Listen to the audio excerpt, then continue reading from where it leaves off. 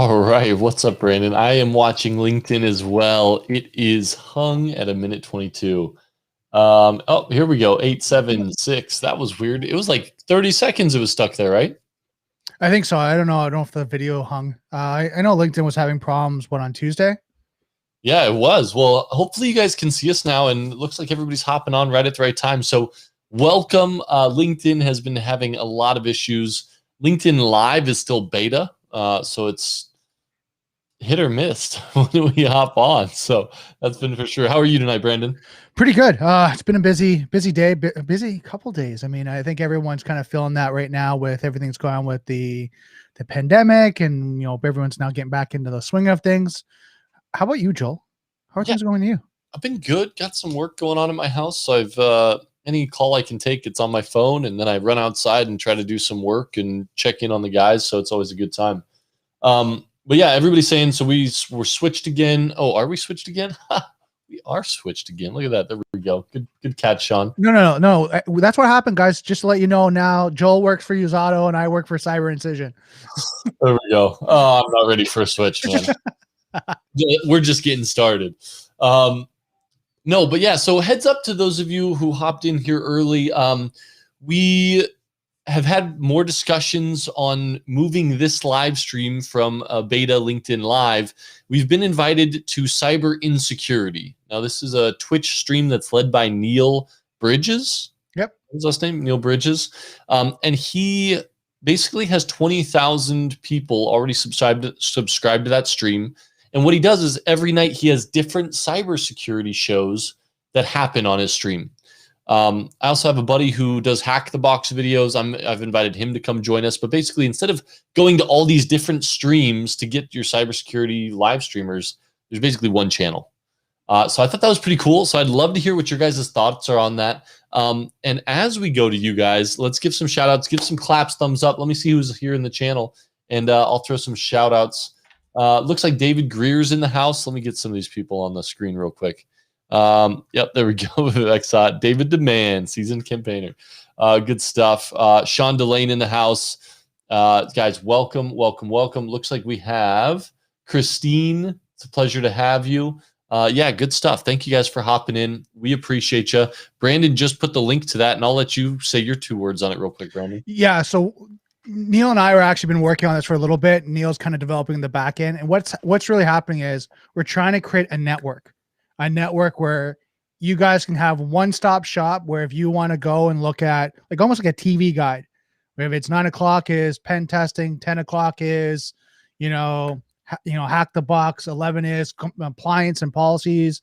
There's going to be a schedule that you're going to have experts speaking on these different topics. And it can be also looking at like studying, security plus is a big question there, and people kind of breaking the field all the way to, I guess we call the GIAC certifications and all those ones, right?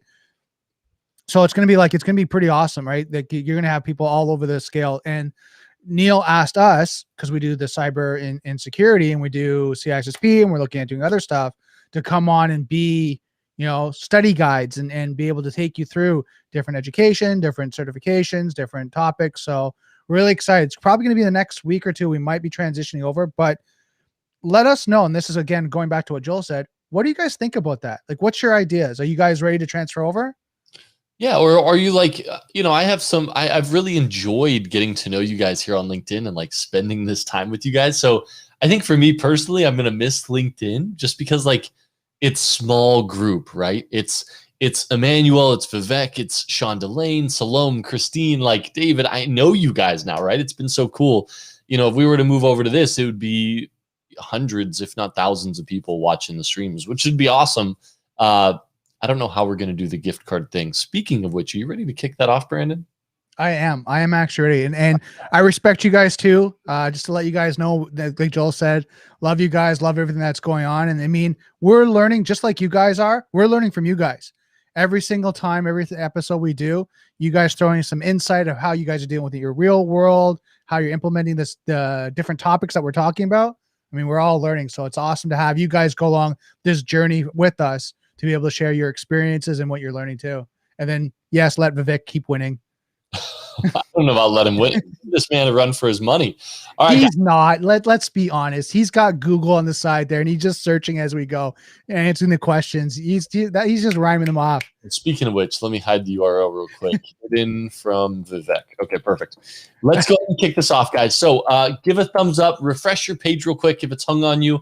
But let's go ahead and jump right in. There is a $25 gift card. David Greer took the 4-way tiebreaker on Tuesday and got an Amazon gift card. So congrats to David. Let me throw some claps out there to you. I'm looking for some good competition here today. I'm going to throw it up on the screen here in about 3 seconds. So guys, get ready for your first question. There is going to be 5 and maybe 6 if we need a tiebreaker. So let's go ahead and jump right in. Yeah, let's do it. Coming your way. Question number 1. What is surreptitious transfer of information from higher classification compartment to a lower classification compartment without going through the formal communication channels? Is it A, object reuse, B, covert channel, C, security domain, or D, data transfer? Brandon, walk me through this one. Interesting. This is actually one that's going to be a little bit challenging for me because you're looking at this, and I don't think we've actually covered this, have we, Joel? We've talked about the different like classification levels, but we haven't talked about like this exact example. No, we haven't. Yeah. So like right now, just looking at the question, object reuse, I don't know if it's look at the higher classification compartment. So security domain, that's definitely not it. Data transfer, probably not, because you're looking at the transfers and the protocols. I'm looking at, and I think we're started getting the answers in.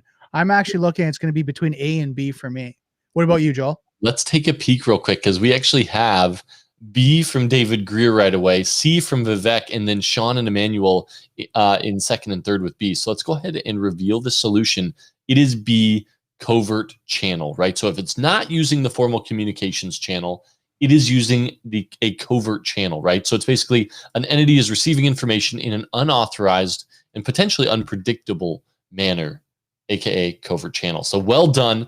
The correct answer, the first answer is David Greer. So up and running with the correct answer right out of the gates. So Brandon, are you taking notes, keeping track of points? I got it. Now, do you have the instructions on how they can let their account be seen? Because I know right now David's coming up as LinkedIn user.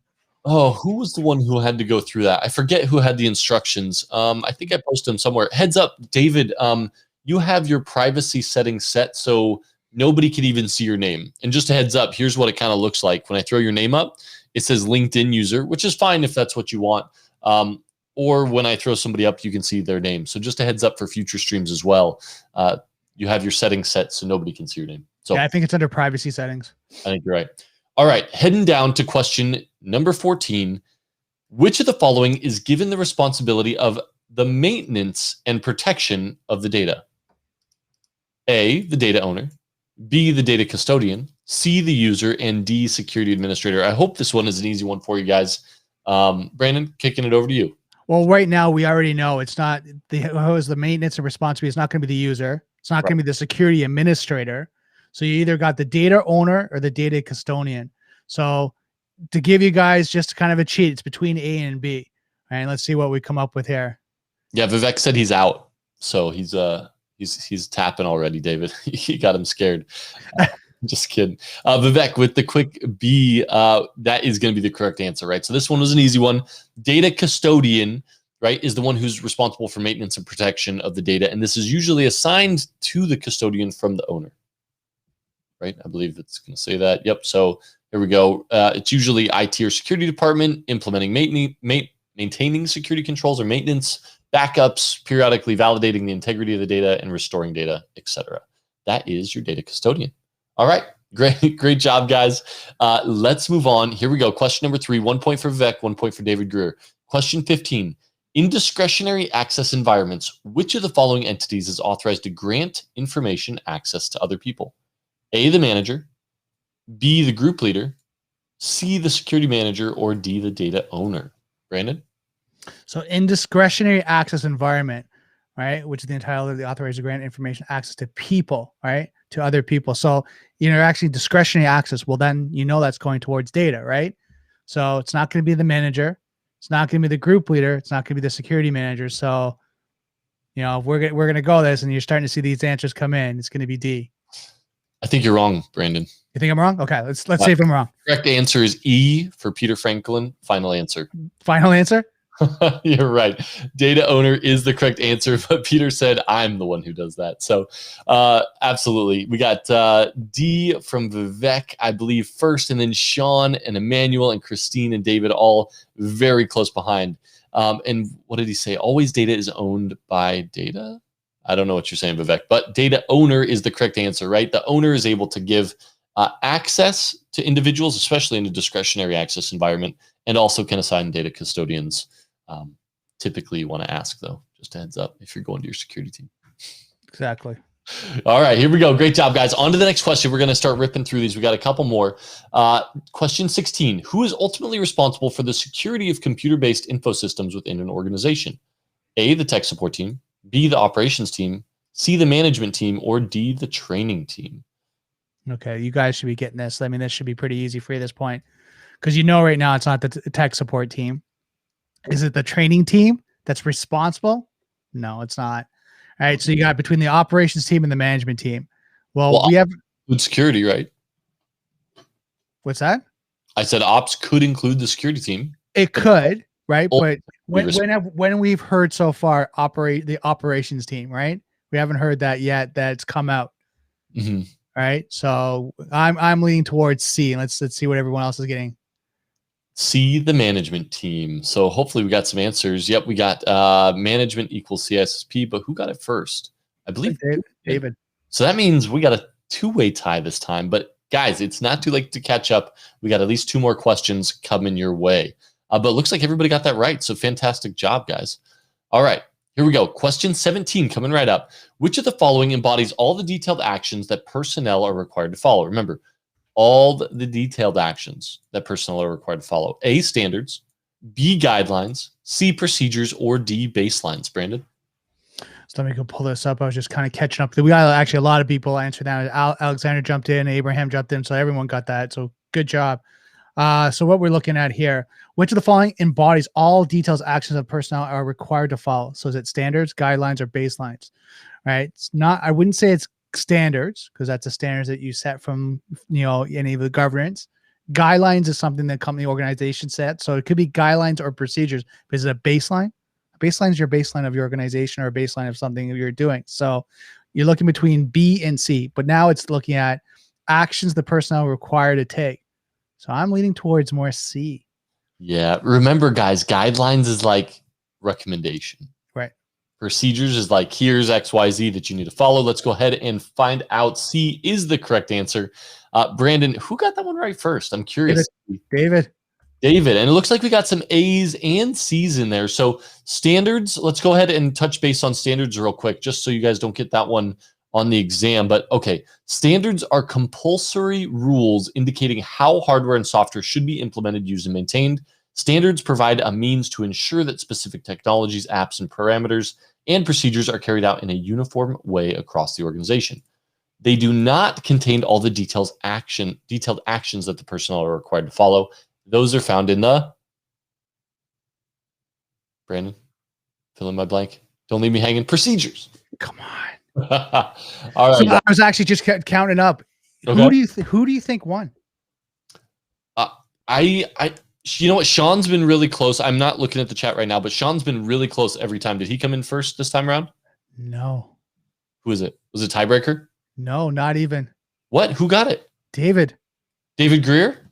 1, 2, 3, 4, 5 for David. All of them. Wait, what do you mean? 5? You got all 5 right. He was the first on the number 2 or number 1, first on number 4, first on number 5, and he was second on number 2. So he's got the most right. Well done. Is that 2 in a row? That's fantastic. Well, we still have 2 more questions, or I've got 1 or 2 more. So Vivek's got 2 first and right? So he could still come back and win it. Mm-hmm. Okay, so we got a good cadence going. So let's keep going, guys. I think Vic's right now, he's got 2 in the running. He's got 2 in the first. And then he's answered another 2 that are correct. So he's got 4 in total.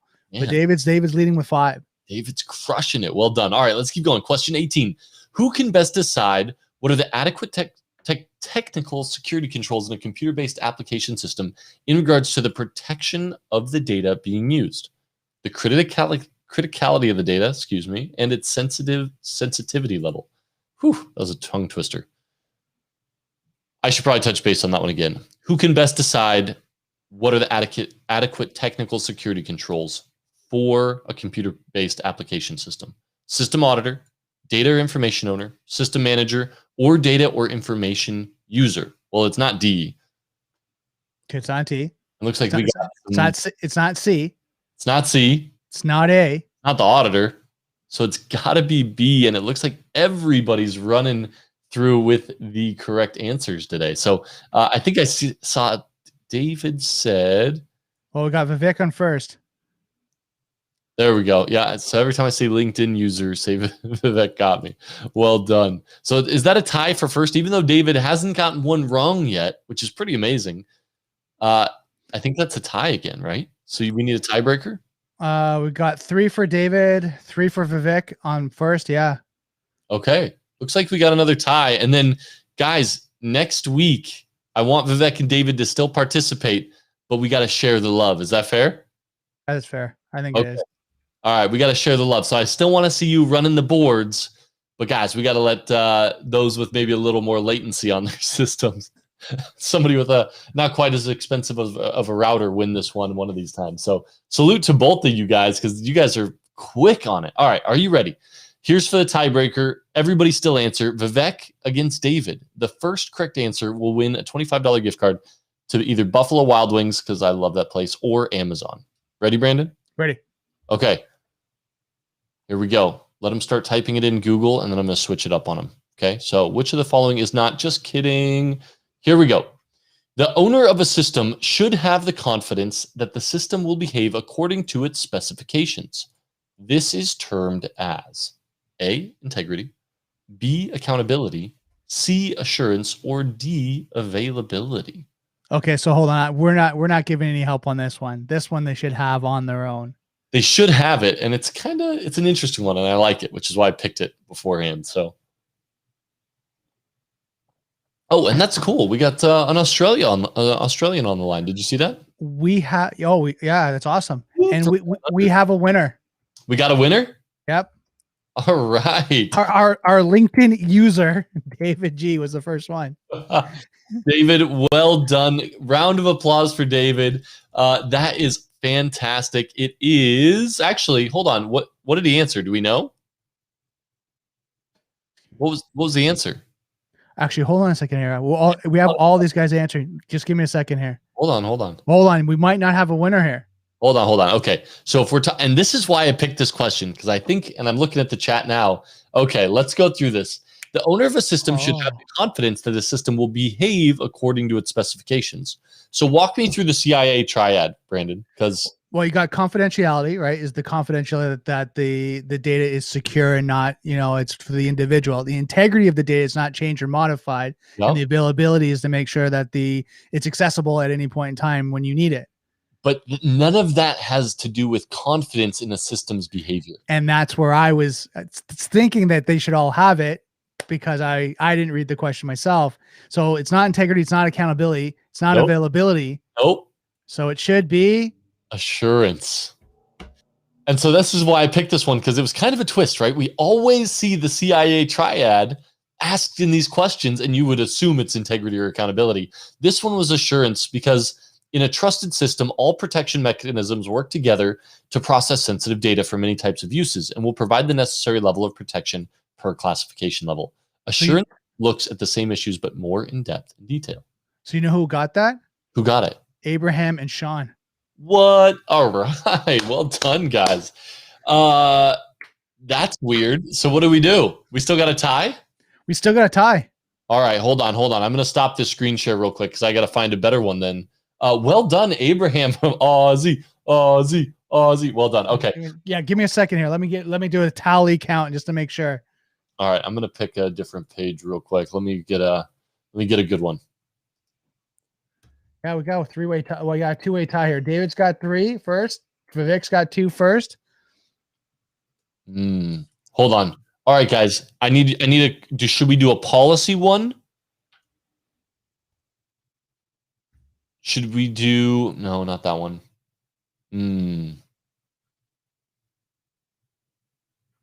Oh, these are good. I don't know which one to choose. What number are you looking at? Ooh, this one's interesting. No, that's not it. All right, guys, you got to choose policy or electricity.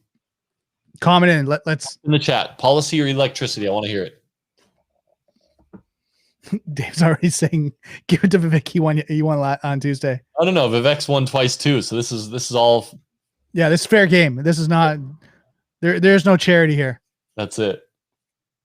All right, policy or electrical. Come on, guys, waiting for the chat. Let's do policy. Policy it is. All right, here we go. I got the question. And it's more processes, but close enough. All right, here we go. Guys, once again, tiebreaker. Here we go. Jumping right in.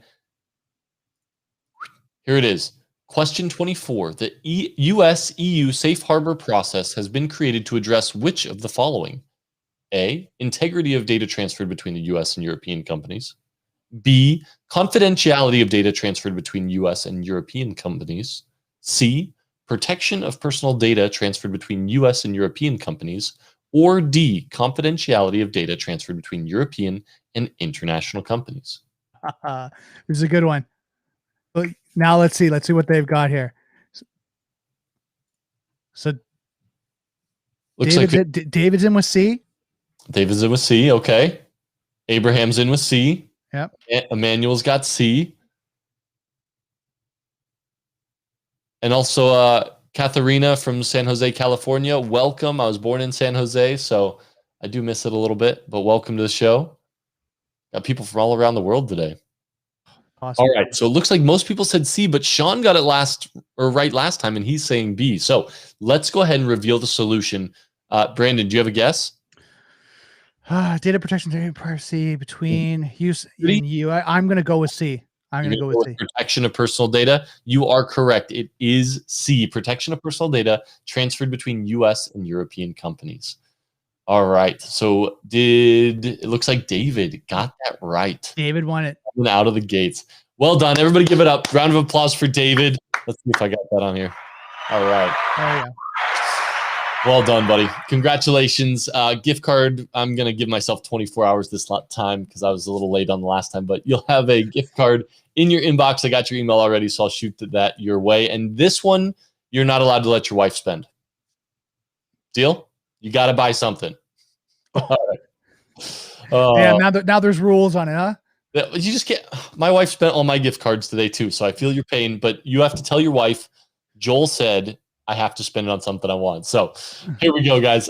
Let's jump in. This episode's content. Once again, welcome to Cutting Into Cybersecurity. We are helping people study for all around cyber topics, but specifically for the CISSP certification. So for those of you joining us for the first time, welcome. We're going to jump into some CISSP content, but it really is just good all-around InfoSec knowledge, right? And we dig into it in the book, and then we provide context to it from what we've seen, and then also our fantastic audience from David, Sean, Emmanuel. Everybody's pitching in to their own personal experiences as well. So it's a good time all around. Awesome. All right. Well, let's go ahead and jump in. So today is about common architecture flaws and security issues. And it's funny because we kind of touch on this every single week. You know what I'm saying, Brandon? But this one's more about security architecture because no computer is totally secure, right? Every computer system's got its own weaknesses, vulnerabilities, etc. And the goal of security models and architectures is to address many of these known weaknesses, right? So due to this fact, corrective actions must be taken, and the following sections present some of the common security issues that affect them. Brandon, over to you. So yeah, covert channels. A covert channel is a method that is used to bypass information over a path that is not normally used for communication. Because the path is not normally used for communication, it may not be protected by the system's normal security controls. Using a covert channel provides a means to violate, bypass, or circumvent a security policy undetected. Covert channels are one of the important examples of vulnerabilities of security architectures. Yeah, I agree. Now, covert channels are interesting, right? Because, let's talk about what it's opposite of. An overt channel is a known or expected, authorized, it's fully monitored channel that's meant to control the communications. A covert is using a certain port or protocol in a way that's not expected, right? And there's two basic types of covert channels. We have covert timing channels, and those channels convey information by altering the performance of a system component or modifying a resource's timing in an unpredictable manner. Brandon, talk to me a little bit more about those, and I'll pull up this description for everybody real quick. So yeah, using a covert timing channel is generally a method to securely transfer data, secretly transfer data, and is very difficult to detect. So I know you're going to bring up I guess an image of this, right? Yeah, so I got one here. Basically talking about covert channels, you know, the covert timing channel, basically this description says a process relays information to another by modulating its use of system resources. And then covert storage channel is writing data to a certain location, or another process of lower clearance reads it, right? So those are kind of the two covert channels. Now, I'd like to kind of talk a little bit more real world about covert channels, and one we've seen in the news recently. So I had the pleasure of doing a presentation a little while ago on Sunburst, and I know probably some of you guys have heard a number of presentations on this, but let's talk about Sunburst. Are you cool with that, Brandon? Yeah, go ahead. Just real quick. It's relevant. Yeah, it's relevant. So when we talk covert channels and we talk C2 communications, right? Because C2 communications are basically trying to use a covert channel in order to communicate with a C2 server, right? So now what Sunburst did was it deactivated a lot, it turned off a number of endpoint security tools, and then it used covert channels to communicate with its original C2 server, and it basically walked out of the environment using port 53, right? Or DNS. Now, once it bypassed all the checks, it would reach out to this coordinator, and this is when that avsvmcloud.com came in, and its DGA or domain generation algorithm came into play. And I've always asked, well, is this really DGA? Like, okay, covert channel, but we need to understand the covert channel and the method it's using to exfil the data. So, and this is a deck I put together. I'm only going to go through a couple slides and then we'll get back to the content. But you can see here that these are a bunch of articles about Sunburst and the DGA activity. Here it even shows the activity, right? It shows AVS VM Cloud and then the subdomain there. Then you can see FireEye labeled it DGA, even Microsoft did, right? But I said, all right, let's go check the MITRE ATT&CK framework. What does this look like on the MITRE ATT&CK framework? When we're talking about DGA, this has, what DGA is it's creating really quick a ton of domains to basically obfuscate the legitimate traffic inside of all the noise, right? So it's creating tons of noise with randomly generated domains. So then when there is C2 comms, it's covert because you just buried it. And they do that so they don't have to rely on a list or a single IP or domain. But as we know, this is what DGA looks like. And this isn't what we saw on Sunburst. So everybody called it this, right? This is an example of Conficker. You can see these randomly generated domains, but that's not what happened in Sunburst. It was just that avsvmcloud.com in everybody's environment. So it wasn't DGA. Well, then why did they call it that? Well, the answer is what happened was DNS tunneling. But the closest thing on the MITRE ATT&CK framework to DNS tunneling was DGA. So everybody's called it DGA. But Brandon, if I tell you, go build the best DGA detection possible so this doesn't happen again and you can monitor it and track it, guess what? What's that, Joel? You're going to miss it. Yeah. Next time it happens. So this is what Sunburst DNS tunneling looked like. And there's now, while it's a subdomain, an encoded subdomain label, it used that static domain. So this is an example of using covert channels to send data out of a network. Wow. Cool beans? Now, does anyone have any questions about that? I know you dropped a lot of great information just to make sure kind of you covered that. Because again, I think it comes down to real world, right? That's real world, what we're dealing with right now. Yeah, absolutely. So that's just a quick example. Let me see what else I got. Yeah, I've got a whole bunch of stuff on that, but that was fun. Okay, cool. Let's go ahead and jump in, keep going. So that was covert channels. If you guys have questions on that, happy to dig deeper. Let's jump into attacks based on design or coding flaws. Now, just a quick question for you, Joel. Yeah. How does that relate to covert storage channels?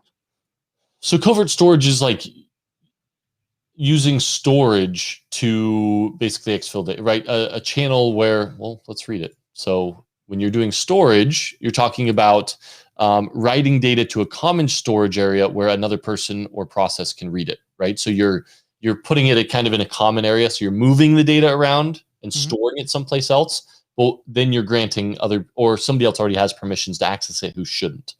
Right. Did I explain that well? Yeah, I just want to make sure that's covered so people get that, especially if they're writing the exam. You've got the covert timing channel, right? And then you got a covert storage channel.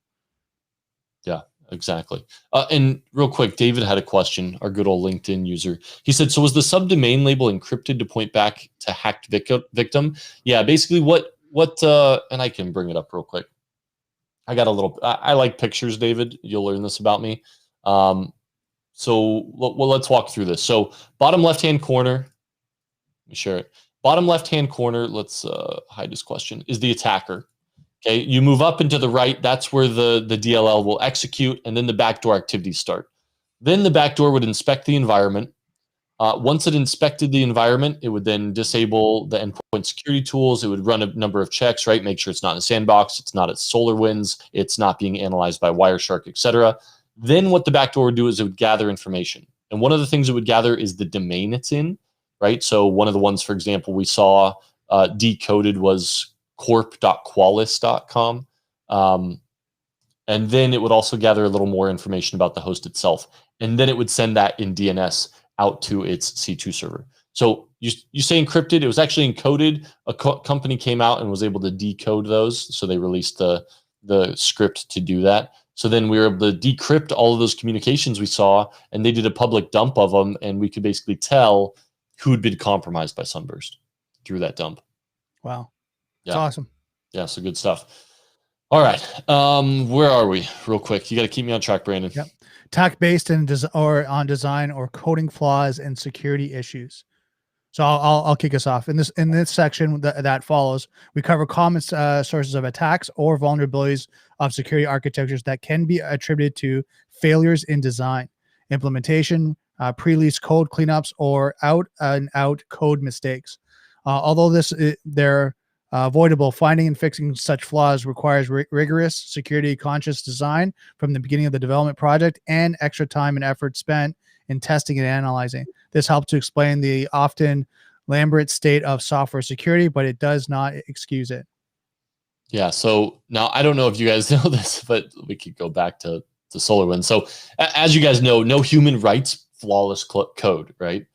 Half of the people don't even comment on their code anyways. But source code analysis is huge, right? Audits require it, but organizations in general should require it, right? I remember setting up an audit and going through and being like, all right, you guys are scanning, you're doing static analysis of your code, and then you're doing testing. Show me your static analysis tool.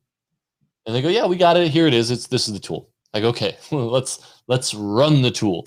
And basically they ran it, and it walked through all of the outdated packages and libraries that were in use that were vulnerable.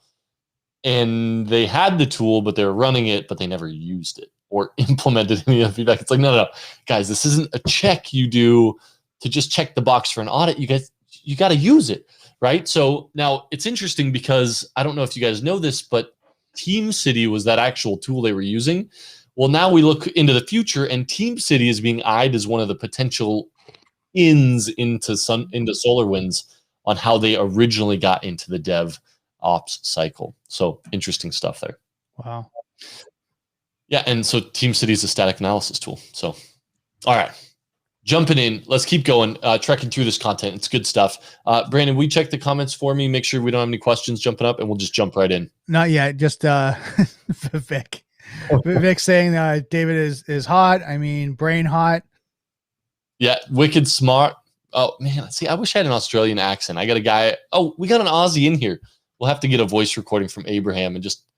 Yeah, or if we got somebody from like Jersey or New York, the New York accents, like wicked smart. Wicked smart, yeah. I don't have it. Good stuff. All right, well, let's jump in. Next is trusted recovery. So when you have a system crash, and trust me, your systems will crash. Basically, opportunities arrive to compromise the security controls, right? Many of these systems unload their security controls as part of the shutdown procedures. And this is where trusted recovery comes into play to make sure your security controls that you've spent a ton of time setting up, maintaining, and monitoring don't just revert to normal, right? So let's go ahead and throw this up real quick, because I think this is a good example. It's something easy to forget about. Let me pull up this picture. Here we go. All right, so those are the next up I have. Here we go, failure states. Let's talk about the failure states. So when you have a system fail, here are the states they can fall into. Here we go. So you can fail secure state, and this can be problematic because basically as soon as a system crashes, all access is blocked, right?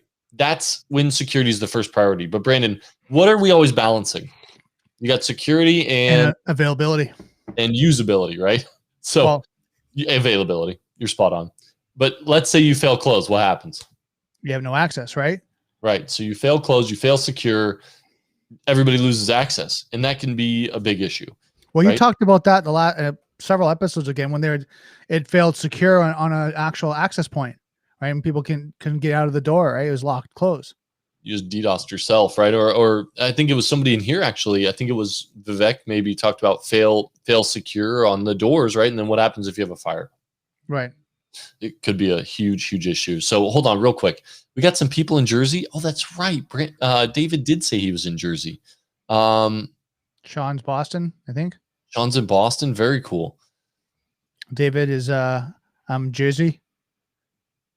Yep, man. So I'm down in Maryland, but I'm from California and Colorado, so I don't have an accent like you guys. I suppose you do because I'm Canadian, so I say a boot. I don't even know what you just said. Instead of about. I got two boots. Does that? Oh, that's clever. Okay. A boot. I'm gonna start using that. There you go. A boot. What we were talking about? No, that's Irish. Okay, I need to stop. There you go. Your accents are all merging. No. So there you go. You can see the physical security locks, right, that we talked about. Bank vault, you want to fail secure. If it's an emergency exit, you fail open, right? Because chances are if there's a fire and your systems go down, you definitely want that to fail open. Now let's talk about a few other pieces about trusted recovery, and these are the components of it.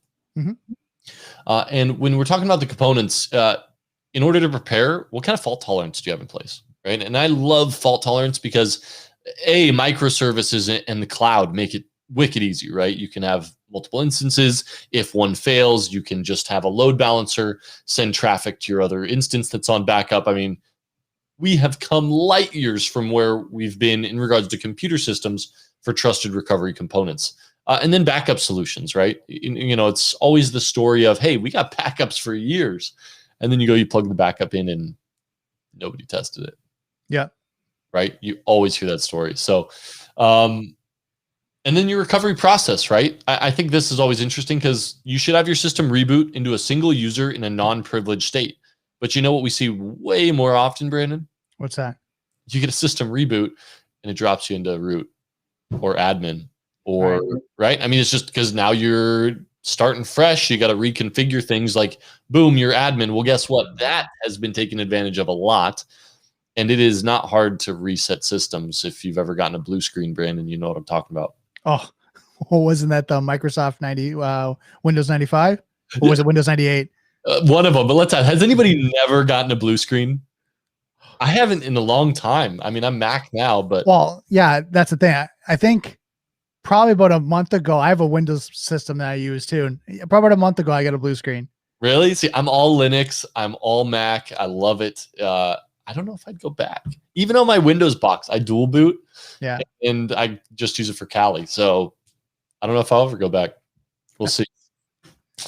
Hold on. What do we got? Yep, we keep Peter up in the West Virginia mountains. I'm going to meet you in Tyson's Corner, Virginia here soon. So we'll get you out of those mountains one of these days. And Vivek said, lock myself, take 2-minute timeout. Yeah, I'm going to take the next 30-minute timeout from my accent. So you can, we're good there. All right, let's jump into input and parameter checking. So was it last week, Brandon, but I really harped on input validation, input validation, input validation. That was web app security, right? Yeah, it was. Well, guess what we got to talk about a little more about? Input validation. Input validation. So this is more about security architecture, though, and coding challenges. And if anybody's even looked at taking the OSCP course, one of the things you have to know, it's a guaranteed question, and not a question, a guaranteed box you have to compromise. You have to basically be able to perform buffer overflow attack. Now, this type of attack, and I'll pull up a picture here in a second. Actually, let me do that now.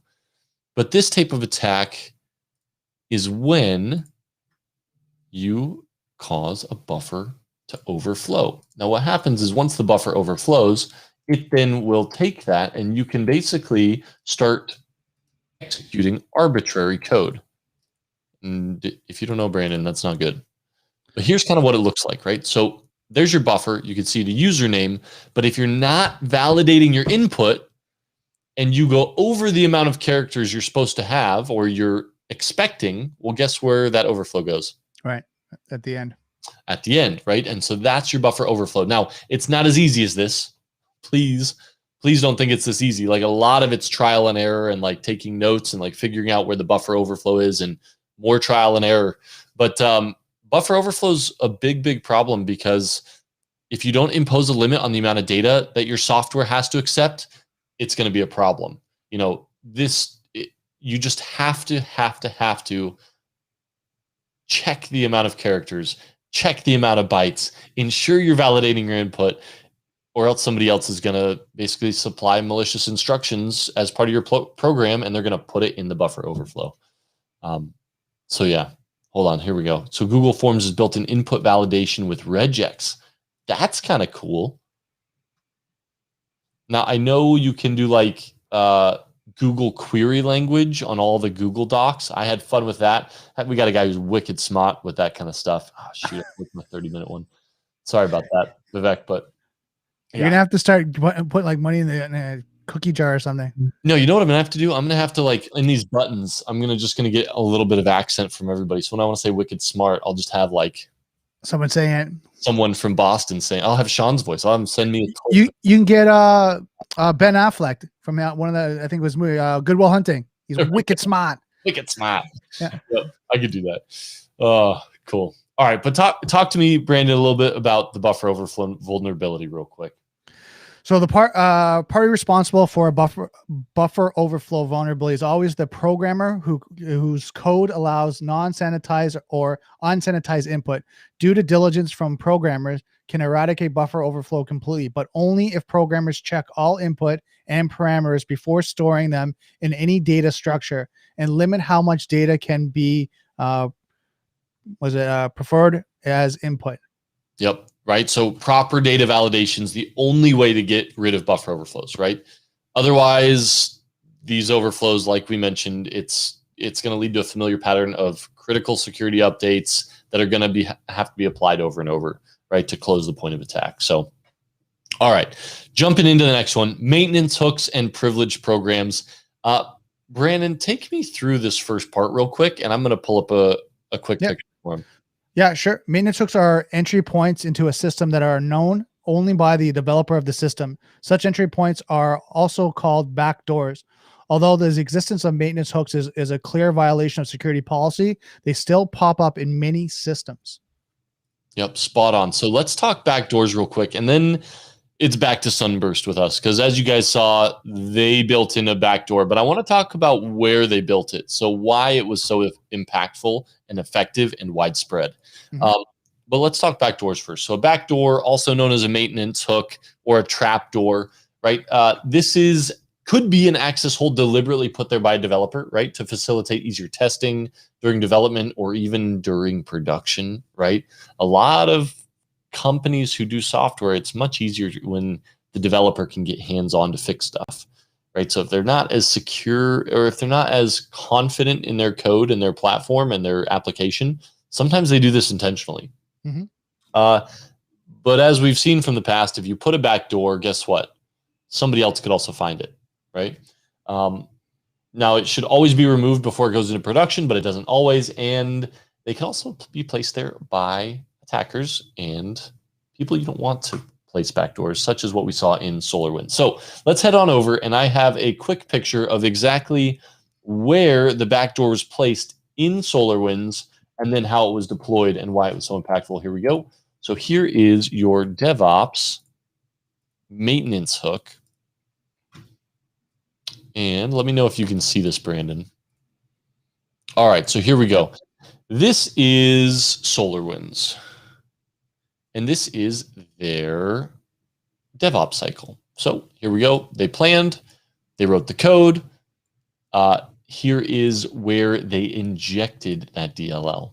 Now, I'm going to come back to exactly how they did this here in a minute, and I'll have to flip through the slides I got real quick because I got one on here that's pretty good that talks to this. But as you can see, what they did was they built it in. They basically injected that DLL. Then what they did was they built it and they signed it, and then they pushed it to their clients. They deployed it, right? So you can follow that figure 8. And that's the DevOps cycle. And that's where it got injected. Now let's talk how they did that without being detected. And Brandon, I don't think I've talked about this in the show yet, have I? I don't think you have. Cool. So let me jump in real quick, because what happened was they basically, as soon as this happened, SolarWinds went and they said, okay, we got a problem. They called in CrowdStrike. I think FireEye came and helped them, and maybe even one other forensics team. But they said, hey, we got to figure this out. So these teams found what was known as Sunspot, which is the original malware that infected SolarWinds, which was injecting that DLL into their build process. So this was the malware. This was the backdoor or the maintenance hook. I don't know who says maintenance hook anymore, but chances are you'll see it on the CISSP exam. So it's a backdoor. But what it did, Brandon, it was crazy. Like, it was monitoring the processes every single second of those involved in the compilation process. Okay. And then what it would do is it would replace that source file. So as soon as it saw the process, it would then replace the source file, and it would persist using scheduled tasks, right? So there was no getting rid of it unless you were digging into your scheduled tasks, which most people don't. They also encrypted their source code. But here was the interesting part to me. And CrowdStrike did a really cool malware technical analysis of it. But what they did was they used pragma statements. And so it was checking the process every second. And then what it would do is it would disable logging and warning. It would inject the DLL, and it would restore the warning and logging. Oh, wow. Okay. So, Brandon, you're the developer. You're coding away. Mm-hmm. You go to compile your code. But before you do it, you're like, hold on, I want to make sure there's no errors, warnings, or I'm going to check the logs real quick. Boom, logging's on, cool. Build, compile. Okay, cool. I'm going to go back in, make sure logging, no logs, no warnings. Nope. All right, cool, good to go, right? Right. But what they didn't know was it was disabled, injected, enabled, and they had no idea anything was happening. Right. So really tough. And this is, I just presented to InfraGard, actually. So I had some FBI guys in there. It was really cool talk, but we were talking about like the recommendations, right? And it's just tough because we have to dedicate more resources to testing this stuff in dev and in prod environments. So anyways, hope this helps. Let's head back over to you guys real quick. We got maintenance hooks are meant for the programmer. Yes, they are, right? It's in the title, right? Maintenance hooks is for the programmer. If it's a maintenance hook by an attacker, it's a backdoor. Backdoors with late passwords. Yeah, we see that from time to time. But then here we go. We got a couple comments real quick. Russia, China. Sorry, guys, with the heritage to these countries. Nothing against anybody from India or possibly any other country. Very much possible. Just asking an innocent question. I don't know what that question is, Vivek. You might have to clarify. Brandon, did you understand? Oh, here we go. Chris Krebs and Alex Stamos, new cybersecurity company, were brought in to evaluate the SolarWinds practices. Yeah, so Chris Krebs basically got fired by Trump on Twitter the week before I had a meeting with him. That was awesome. Pushed everything back a month. But then he basically spun up a company and is now doing consulting with them. So yeah, great ad, Sean. And it is good news. Dude is wicked smart and talented. Yeah, it's good stuff. All right. Brandon, talk to me about some incremental attacks real quick. We kind of touched on this, I feel like maybe a month or two ago. I think we did. I think it was about a month ago. Okay, well, let's hit it again. Repetition can't hurt. Yeah, some forms of attacks occur in slow, gradual increments rather than through obvious or recognizable attempts to compromise system security or integrity. Two such forms of attacks are data diddling and the salami attack. Yep, absolutely. So let me go ahead and jump into, I think data diddling is the first one. But let's no, let's do salami, I think it is. So let me pull this up real fast. I don't even think I have it. Yes, I do. Sorry, juggling pictures. So quick definition of salami attack, and think Office Space, right? But this is basically a computer crime that they steal money or resources one little bit at a time, right? So think about siphoning pennies off of bank accounts. Nobody would notice. You can get in quietly, right? It's a little bit at a time. Nobody notices. It's not being audited. One school of security specialists claim that it refers to slicing the data thin like a salami. So one of the other things that's been said is DNS tunneling is kind of like that, right? So what we saw in SolarWinds, if you're going to tunnel data out, it's much faster to copy a whole file and throw it on paste bin. Way faster, but much more likely to get caught. And you'll definitely see it later, right? Or if you're uploading a huge file to Google Drive, something like that. And we see this like often. I think it's probably once every couple of years we see some guy with a laptop trying to fly to China with, was it Tesla or Apple? I think it was Apple this last time, but guy basically downloaded a bunch of Apple plans and hardware specs, downloads it real quick, flags an alert. He's running to the airport. They security or FBI or whoever picks him up before he gets there. So that's kind of not a salami attack. DNS tunneling, on the other hand, you're exfilling data in a subdomain label that's encoded, and it's a little slice at a time, right? Now, there's a funny article, actually. Let's go ahead and jump into this article.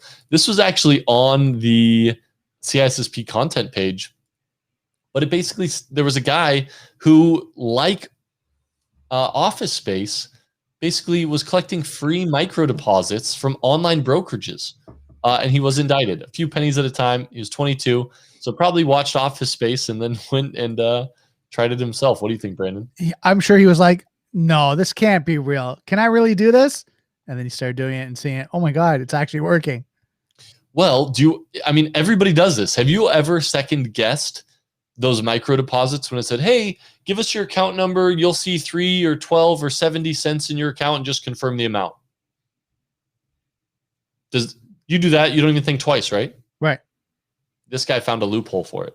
But instead of your account, he was skimming a few and putting it in his.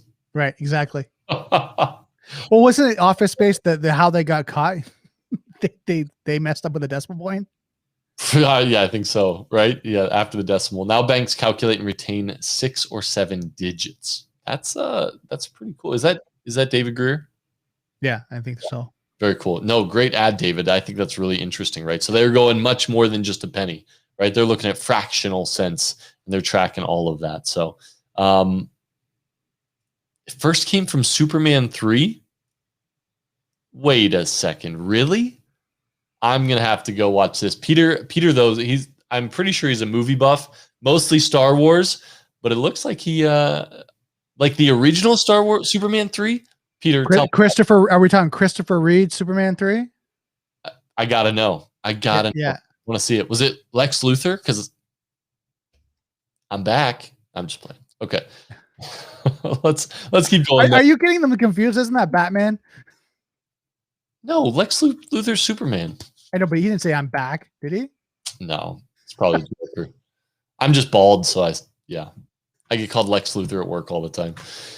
Anyways, all right, let's talk timing, state changes, and communication disconnects real quick. And jump into this real fast for me. Yeah, computer systems perform tasks with rigid precision. Computer excels at repeatable tasks. Tasks can be develop a task based on the predictability of task executions. The common sequence of events for an algorithm is to check the resource is available and then access it if you are permitted. Yeah. Now, there's basically, when we're talking about timing and state changes, there's basically two terms. There's TOC and TOU, time of check And this is the time that the subject checks on the status of the object.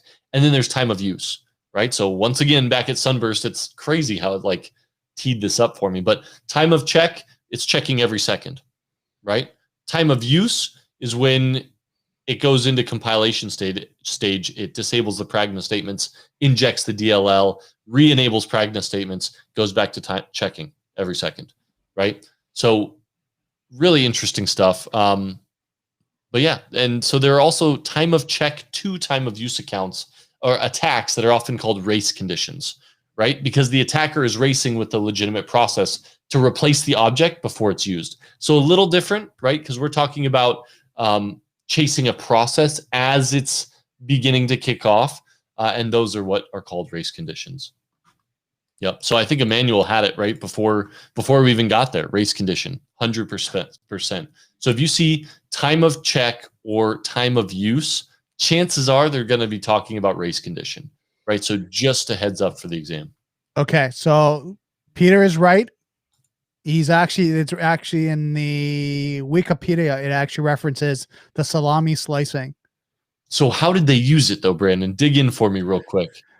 Okay, so it says Gus embezzles from his employee through salami slicing, bring him to the attention of the CEO of Russ Webster. Webster is intrigued by Gus' potential to help him rule the world financially, joined by his sister Vera and psychic nutritionist.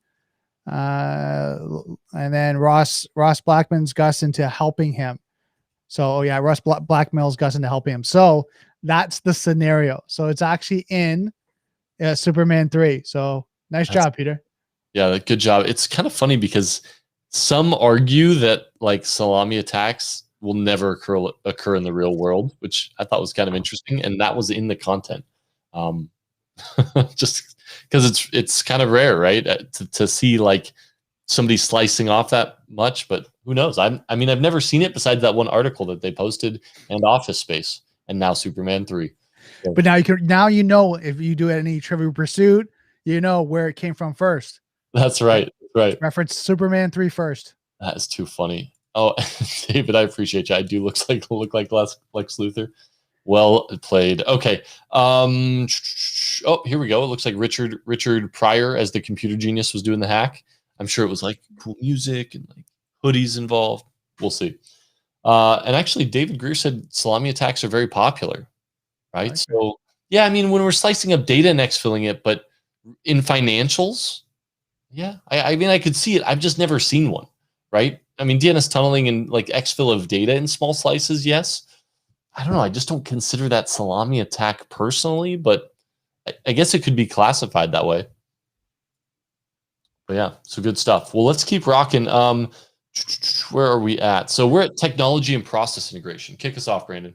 Yeah, it is important to evaluate and understand the vulnerabilities in systems architecture, especially in regard to technology and process integration, as multiple technologies and complex processes are intertwined in the act of crafting new and unique business functions. New issues and security problems often surface. Yeah, absolutely. So let's talk about service-oriented, because this is all about architecture, right? So let's talk about service-oriented architecture, and then let's talk about microservices and how they differ and the different things you're going to want to focus on when it comes to service-oriented architecture. So you can see on the left-hand side, this is your service-oriented architecture. You can see you have your application with a bus service, and that connects to additional services, which then connect to your database, right? That's service-oriented. And I'll talk about the architecture a little bit more in kind of my next picture that I pull up. But then on the right-hand side, you're going to see microservices, right? So you'll see the web page being delivered and microservices happening in the background, which then are connected to databases on the back end. Now, let's talk about what you gain in microservices, but then we can also talk about what you need to focus on. And for example, service-oriented architecture, single point of failure is huge, right? I mean, this is the classic way of building your application. And as we go to cloud and as we go to just Kubernetes, really, or these microservice architectures, they're much more redundant. They're much, you have failovers all over the place because there were so many issues with service-oriented architecture. So let's talk about real quick how they compare. So, and I know this is probably a little small on the tech side for you guys, but what you're going to see at the bottom of both of these in the red is network. Then you have storage. Then you have hypervisors. You have your operating system. You have your managed runtime environment. And now we even have serverless stuff. So on the right, if you're running in the cloud, you could even be running on serverless, which means they manage the entire runtime environment. And then on top of that, you have your services and APIs and multiple microservices. Or on the left-hand side, for your SOA architecture, you'll have your application server, your application, and then your services and APIs built into that application. Right. Yep, absolutely. And I think that's a great ad manual. It focuses on quality of service as well, right? Very much so. Very much. Now, did you get to Katrina's question? I didn't. So here, I'll pop that on the screen for you. Cis-trans against talk TOU bugs. She was asking. It looks like she's asking about that. I'm aware. Let me kick this over. I actually don't know. I don't know. I would have to dig in deeper for you, Katharina. Anybody else know? Cis-trans against talk to bugs? I think that's how you pronounce it, right? The acronym. But basically, time of check to time of use attacks. Does anybody know if Cis-trans is of use? We can give it a second for the comments, but I'd love to hear. Cool. So let's go ahead and keep going on the microservices side. So, all right. So as systems are integrated, attention should be paid attention to single points of failure, right? So I've mentioned that already. But the SOA constructs new applications or functions out of existing but separate and distinct software services. The resulting application is often new, thus its security issues are unknown, untested, unprotected. All new deployments, especially new applications or functions, need to be thoroughly vetted before they're allowed to go into live production or in the public. So that's talking about SOA architecture. When you're building an architecture specifically for one thing, kind of a custom-built solution, yeah, you got to test it, right? You have to, from a security perspective, a usability perspective as well, right? Oh, for sure. Totally agree. 100%. The cool part about microservices is a lot of that code base is probably reused, right? So it's already being tested. It's might be part of an open source community, right? That's testing it and updating and fixing bugs as it goes. Now, the interesting thing was, since Sunburst has happened, I read an article recently that said a lot of these open source communities, and because for open source, you can commit code, right, Brandon? Right. They're actually putting maintenance hooks in them. Really? It's been seen a couple of times now, but basically maintenance hooks are being put in open source software, and if nobody catches it and it accidentally gets approved, now as an open source community, we're putting maintenance hooks in everything. I thought I was hearing something about GitHub too. I mean, a lot of open source communities put their code base on GitHub. Right. And I was hearing a lot of that, and some of the actual stuff like from that was supposed to be sold on the dark web is actually now on GitHub.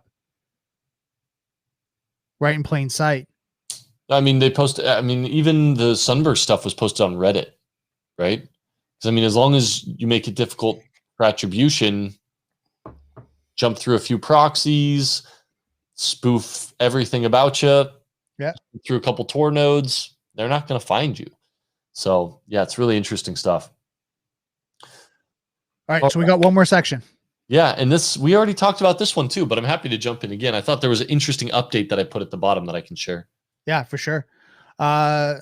Electromagnetic radiation. We've talked about this before. So simply because of the kinds of electronic components from which they're built, many computers' hardware devices emit electromagnetic EMI radiation during normal operations. This process of communication with other machines or peripheral equipment creates immunization that can be intercepted. It's even possible to recreate keyboard input or monitor output by intercepting and processing electromagnetic radiation from the keyboard and computer monitor. You can also detect and read network packets passively, that is, without actually tapping into the cable as they pass along a network segment.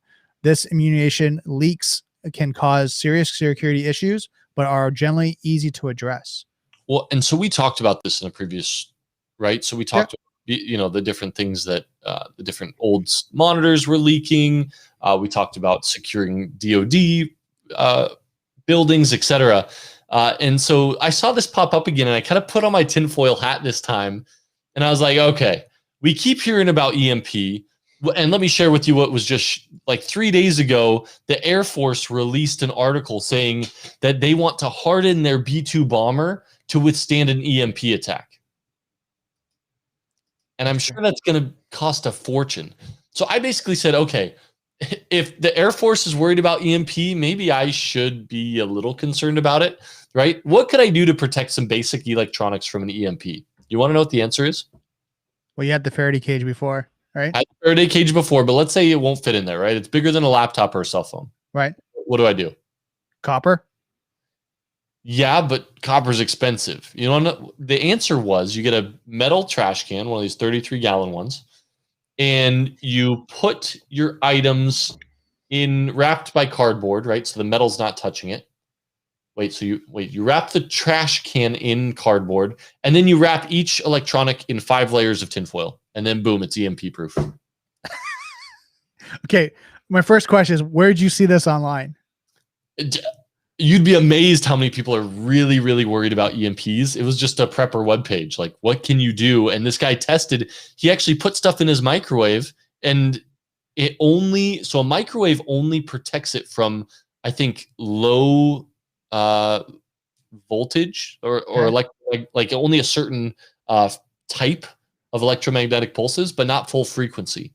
So even if you put something in a microwave, it would still be impacted by EMP. And since this is the second time we've talked about it, I figure I should read up a bit. But he basically then did the test by trash bag with cardboard, wrapping everything in 5 layers of tinfoil, and redid the test, and all his electronics were safe. So there you go. Now, you guys worried about it, like the Air Force? Would they be safe if you just turn them off? Nope. Okay, so still fry them? Yep, because that's basically what this comes down to, right? I mean, that's why, electromagnetic radiation interception, you can do cable shielding, right? But I don't even know if, like, I got Cat 8 cable ran throughout my house, which is like this super shielded stuff. So it's got like basically aluminum foil wrapped around it, but I wonder if it would still be impacted. I don't know. I really don't know. So good stuff. Anyways, hopefully that tidbit may help you someday. And that's all we had for you this evening. Everyone's going to buy a big metal box and a bunch of cardboard and a bunch of actual tinfoil. And they're going to have it in their kind of their basement. Well, let me ask, because I have, like, I read this and I'm like, oh, what things should I put in a trash bin, like, and wrap it? I have no idea.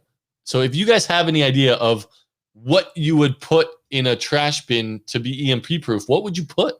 So here's some, okay, let's, I'm going to put my hat on here just to have this, kind of debate here, right? I'm going to be the devil's advocate.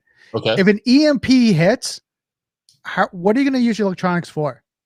Well, here's an interesting thing. I mean, we saw what happened. And so this was all kind of interesting timing because Vivek was in Austin, Texas when all this happened. Okay. I mean, power was out because the windmills froze. So imagine it's not ice doing it. It's an EMP. Windmills are out, right? Okay. All green energy is fried. That would probably impact the water production as well, right? Okay. I'm not sure, but I am overthinking for sure. But Vivek, I mean, this is like what you just happened, right? Is weather or EMP, and now I got my prepper hat on. That you guys are killing me, and I can blame it all on the CISSP study group. Okay, so but you still haven't answered the question. Yeah. So you've got what would you? Okay, let's walk this through. What would you have in the box? I almost think of Brad Pitt here. What's in the box? Probably a radio. Okay, radio. Maybe a backup cell phone, even though the cell towers might be fried. Okay. That's right. I'd probably throw an old laptop in there. I don't know. Okay. So what would you use? So you got the laptop back up. EMP hit your city. What are you going to use a laptop for? Watching movies? I've got Excel. And movies, music. Oh, you should put an hard drive for music. Could you imagine a world with in it? A playlist. I use Google for all my music. Hey, Google, play this. Right. It's crazy. So all your power's out, but you're going to run the battery just to play your music for what, 5 hours, 6 hours? And then you're done. Awesome, guys. Yeah, and Sean, I think you're spot on. Phone, radio, I think are great. Keep a backup batteries, but then no ability to use any of it, right? Maybe some walkie-talkies. I don't know. Well, anyways, guys. If you do this is what I was, you prepper. Yeah. Like CB radios or low frequency radios that you can communicate people around. Other than that, a lot of that stuff is going to be useless. Right. And over time, like, especially like laptops, all that, if there's no Wi-Fi communications, all that's all been taken down. Right. You're not really going to have access. And I remember going to a course. Actually, I used to work physical security for the Sky Dome, and they were talking about sometimes they give the actually power outage things are happening. Like, you had to think in these mindsets, like what would be accessible. You do. We had some funny comments. Yeah, and David Greer said it, right? EMPs are a legit concern. Would nice to have an EMP device on a physical assessment. So interestingly enough, one of the guys I work with he was messing with radios. Yeah, it turns out you can get into a lot of trouble if you mess with radios and electronics. So be careful when you do that, and don't do it in public places, because there are actually cell phone tower jammers you can get that will jam a whole tower. Yeah, I think it's a federal offense. So be careful, be careful, be careful. But yeah, also Vivek, if you got a clearance or you're going for a clearance, don't be downloading stuff, because man, I had to put that on my documents and admit to it during a polygraph that I used LimeWire as a decade ago. Gee. It's piracy. They ask you, have you broken any copyright laws of any kind? It's like, well, you're gonna know if I'm lying. So here you go. This year, no. There you go. It's been over, a long time. So guys, thank you for joining us on Cutting Into Cybersecurity. My name is Joel Bork, and Brandon Krieger is my fantastic co-host. It's a pleasure to have you guys. David Greer, once again, congratulations on your $25 gift card. We will be back. I'm old, but you can't tell. I lost my hair at 21. So anyways, we will see you guys next Tuesday, 7:30 p.m. Eastern. Thank you guys for joining us, and have a wonderful rest of your evening. This is where I should cue that video. All right, here we go. See you guys.